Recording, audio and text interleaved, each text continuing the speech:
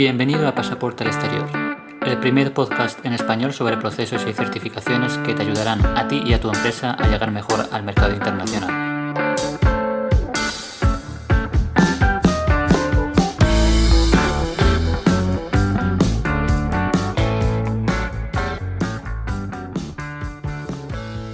Buenos días, hoy vamos a hablar de normas que nos pueden ayudar a llegar mejor al mercado internacional en el sector industrial y nos vamos a centrar sobre todo en la norma ISO, pero también vamos a descubrir diferentes tipos de normas que pueden ser también muy útiles para ayudarnos a llegar a este cliente internacional que tanto nos está demandando, ¿no? Para esta entrevista hemos invitado a Francisco Javier Quintana, que es director técnico de la consulta ISO de calidad 2000, auditor de sistema y docente. Buenos días, Francisco. ¿Qué tal? Buenos días.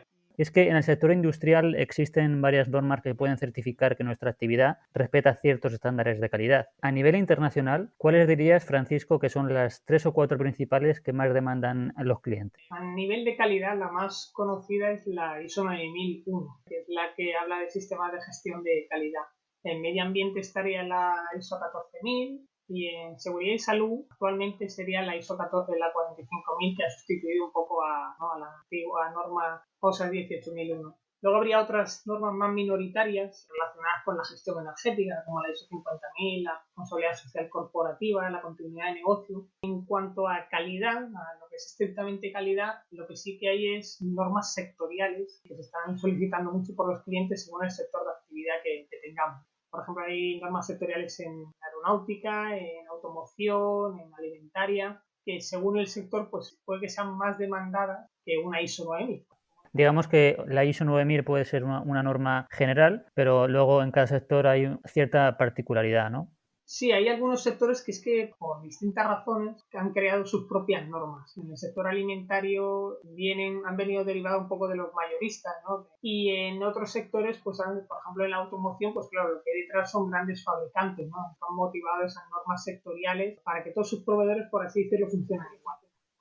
A nivel sectorial, en esta demanda hay uniformidad. Por ejemplo, si tengo una empresa constructora, todos los proveedores deberían, por ejemplo, de cobre, madera, ladrillo, etcétera, cumplir la misma norma. Igualmente, entiendo que a mí me lo exigirán como empresa y, por ejemplo, para obtener las pertinentes licencias de obra, ¿no?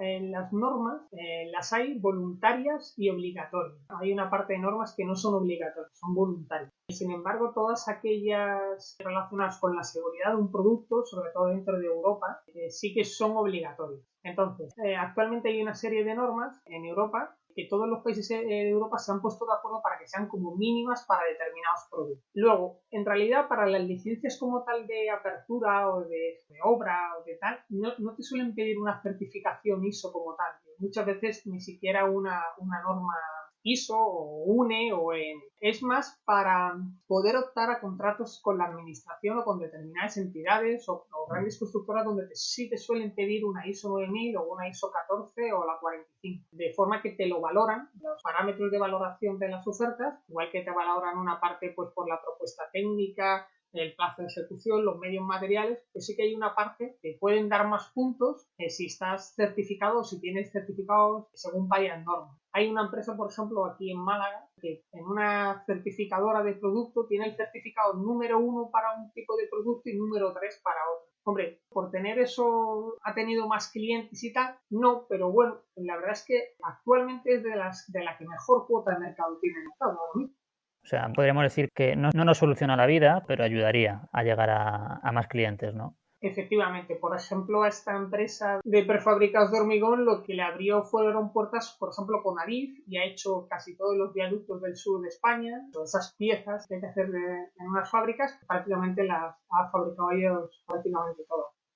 Yo que me encuentro en el sector de la alimentación, desde nuestro punto de vista, parece que la norma ISO ha perdido un poco de fuerza en este sector. Pero en cambio, en el sector industrial, ¿qué papel juega la norma ISO 9001 en la actualidad? ¿Sigue predominando en este sector o los clientes demandan otro tipo de certificaciones, incluso adicionales a esta norma ISO? Bueno, en el sector industrial la norma ISO 9001 sigue siendo como la base. Siempre se va a exigir para determinados trabajos. ¿Qué pasa? Al final una norma ISO, bueno, este tipo de normas ISO sobre sistemas de gestión, en realidad lo que hacen al cliente es que establecer unos mínimos de trabajo. Esto hay un poco de literatura, de historia, ¿no? Desde el control de calidad, el aseamiento, ¿no? Las inspecciones inspecciones y tal, hasta lo que es ahora, ¿no? Los sistemas de gestión. Entonces se supone que una empresa que tiene implantado un sistema de gestión según una norma, pues está preparada para no solo controlar su producción, sino ir a algo más, controlar proveedores, clientes.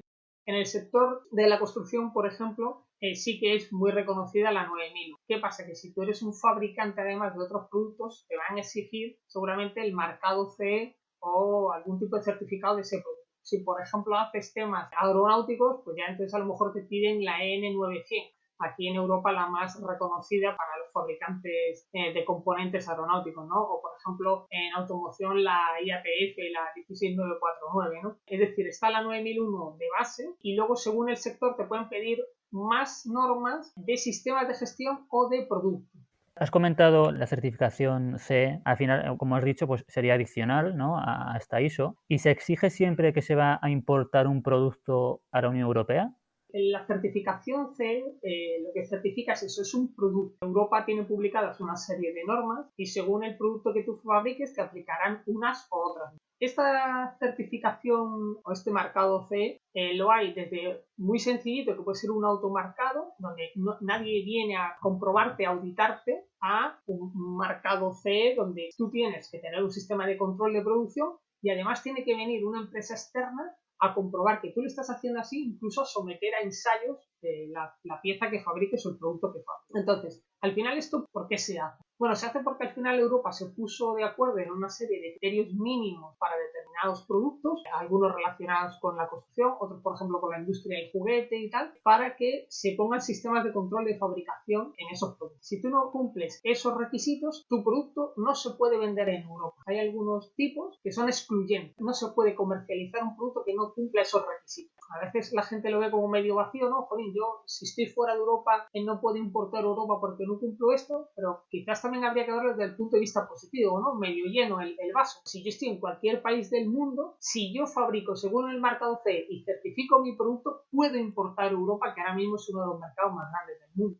Y bueno, al final es un poco que también si estás fabricando fuera de Europa, que sigas la norma europea, ¿no? Ya que vas a importar a una comunidad diferente a la tuya, ¿no?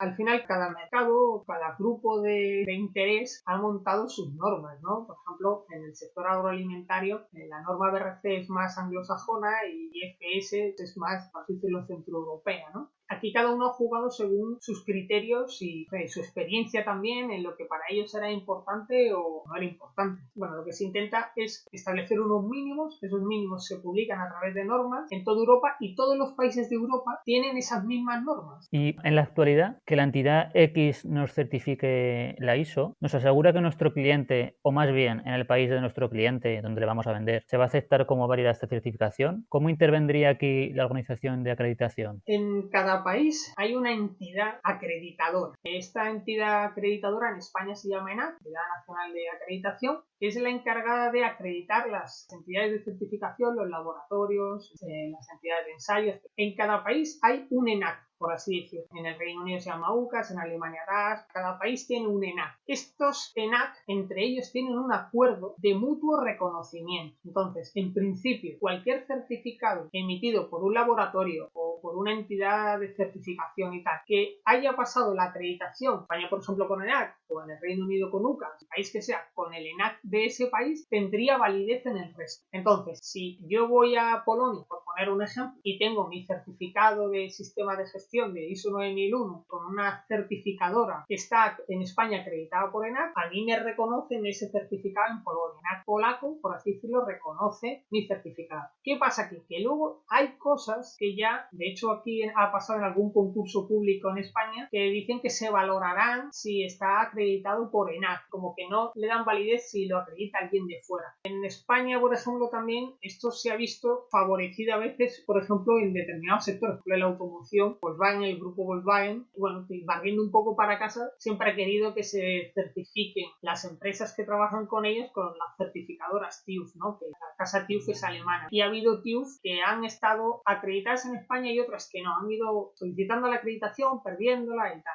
Al final también aquí a veces juegan un poco los intereses de cada país de promover sus propias entidades de certificación. Entonces, ¿cómo me aseguraría que en el país destino donde voy a vender mi producto industrial, por ejemplo, un país europeo como Alemania y otro no europeo como Argentina, cómo me aseguro que van a aceptar mi certificación? ¿Podría averiguar de manera previa que la entidad certificadora será aceptada por estos dos países? Habría que consultar el ENAC de cada país. O sea, el ENAC de España tiene una página web donde se puede consultar todas las entidades que están acreditadas para emitir certificados, por ejemplo, en ISO 9001, en 14000, en 45, en lo que sea. En Argentina está la OAA, en Alemania estaría el DAC. Tienen páginas donde tú puedes consultar si la certificadora que a ti te ha dado el certificado está acreditada en ese país. Entonces, lo suyo sería buscar siempre entidades certificadoras que estuvieran acreditadas en tu país o por lo menos en el país destino de tu cliente. Requiere primero una especie de estudio antes de lanzarnos a la certificación, ¿no? De saber a dónde voy a vender y cómo lo tengo que certificar. Sí, eso es aconsejable. Por eso, normalmente no se hacen autoimplantaciones de sistemas de gestión, se suele recurrir a una empresa especialista, una consultora o una asesora que no solo te ayuda a implantar el sistema de gestión, sino también, según tu necesidad, con el cliente al que vas a dirigir tu producto, te guía un poco sobre la conveniencia de una certificadora u otra. Vamos a poner un caso, por ejemplo, hemos comentado que existen varias normas que nos pueden garantizar la calidad de nuestros materiales, producción e incluso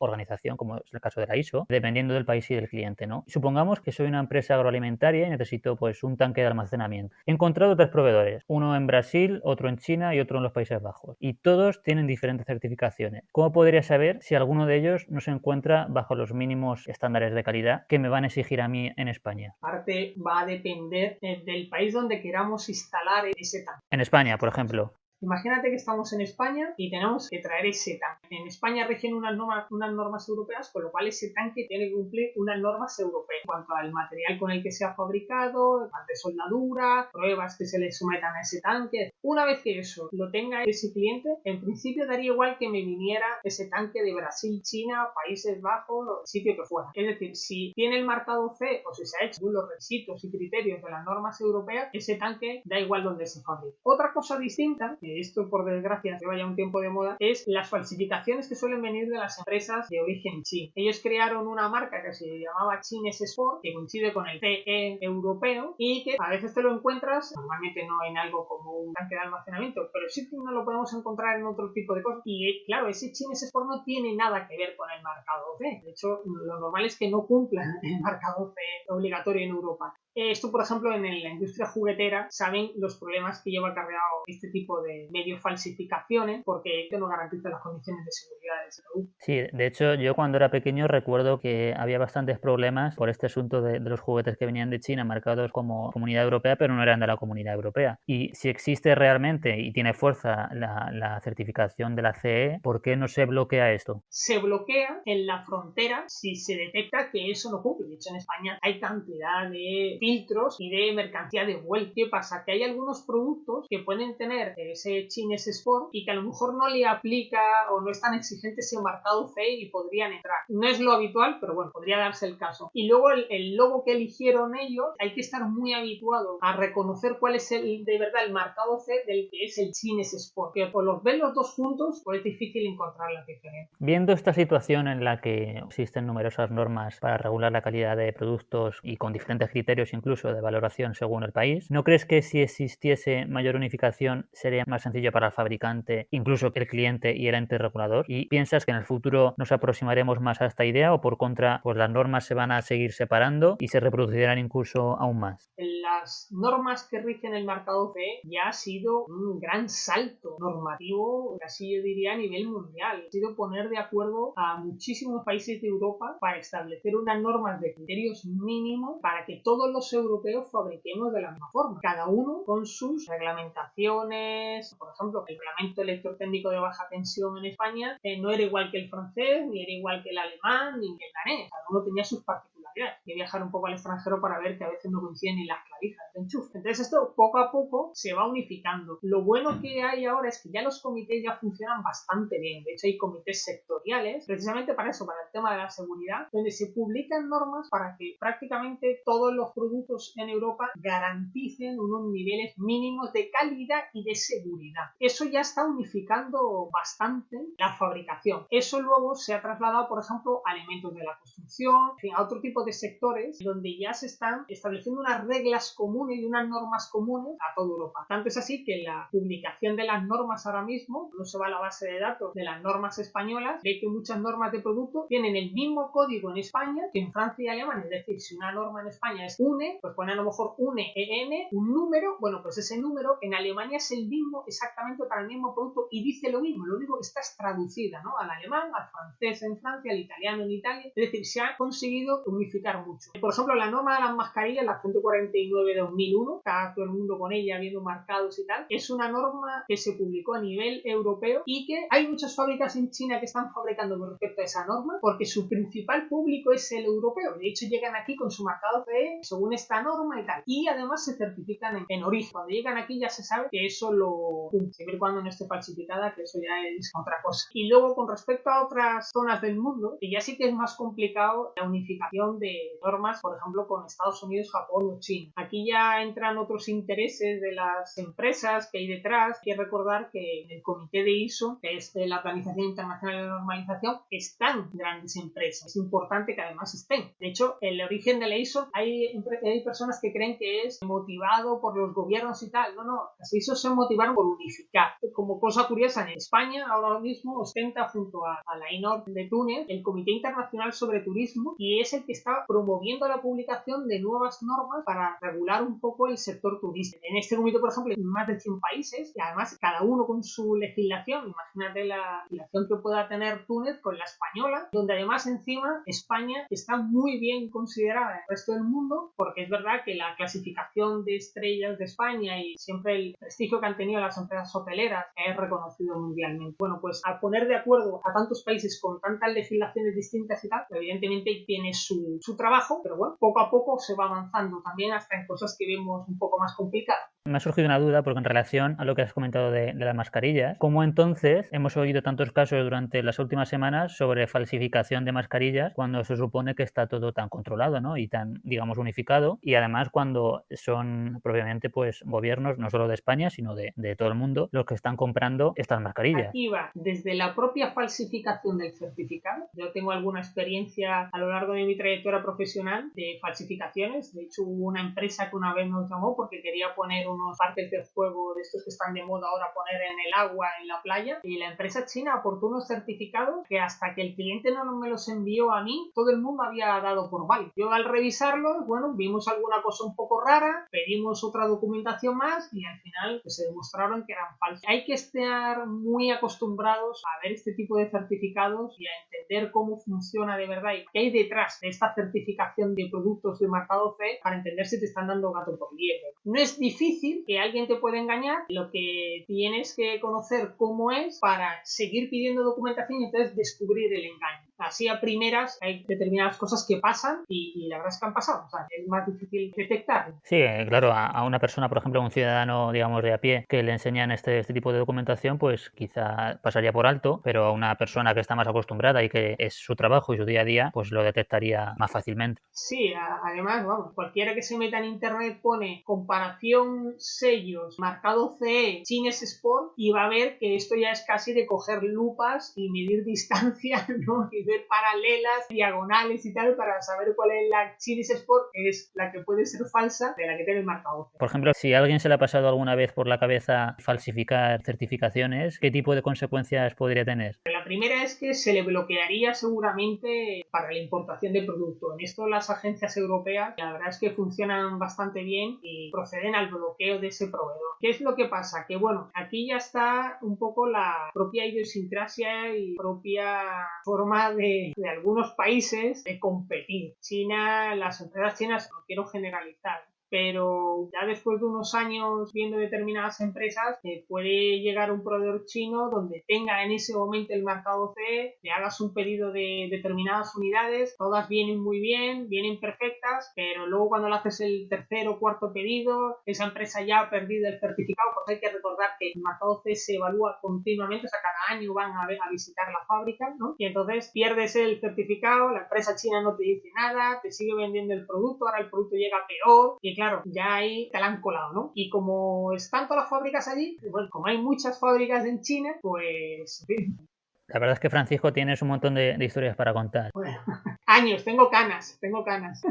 De hecho, me gustaría comentar que tienes un blog. En él pues hablas de muchísimos temas y que puede resultar seguro de ayuda a mucha gente y a muchas empresas. Si quieres comentar un poquito cómo se llama y más sobre lo que sueles comentar ahí. El blog surgió un poco precisamente por este tipo de cuestiones. Hemos tratado hoy tanto de clientes como de potenciales clientes que nos escribían o nos llamaban y había cosas que terminaban de entender por dónde iban, ¿no? Había muy poca información en español o en lengua española y bueno, pues decidimos empezar a escribir artículos explicando determinadas cosas de los sistemas de gestión relacionadas con calidad, medio ambiente, seguridad laboral, porque el problema fundamental que hay muchas veces con estas normas es que todas te dicen el qué hay que hacer, pero ninguna te dice el cómo. Y en ese cómo está el valor añadido que tú como empresa le puedes aportar a tu forma de trabajar, ¿no? El know-how que se conoce, ¿no? El saber hacer de mi producto. Entonces, esta explicación de cómo se podían llevar a cabo estos cómo, bueno, vimos que la verdad es que tenía su audiencia, cada vez crecía más, de hecho cada vez teníamos más suscriptores y bueno, al final la verdad que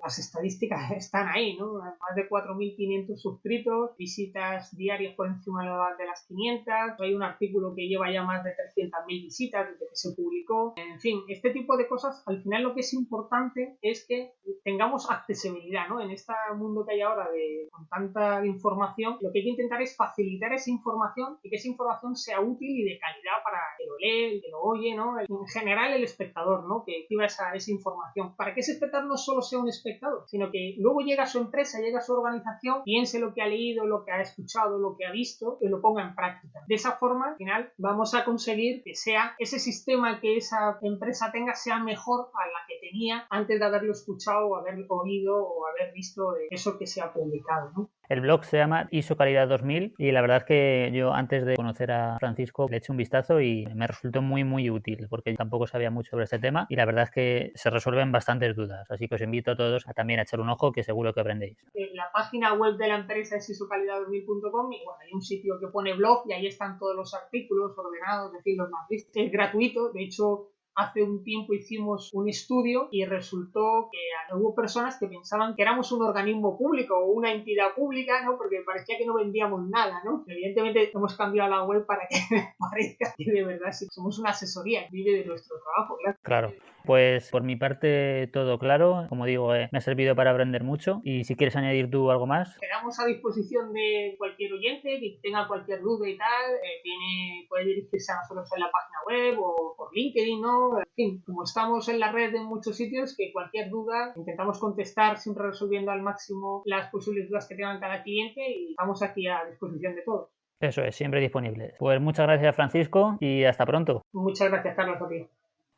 Y para nuestros oyentes, si tenéis interés en un mercado, certificación o procedimiento específico que os gustaría que comentásemos para conocerlo mejor o saber cómo llegar hasta él, podéis contactarme o escribirme a través del email mipasaporteestuyo@gmail.com mipasaporteestuyo@gmail.com.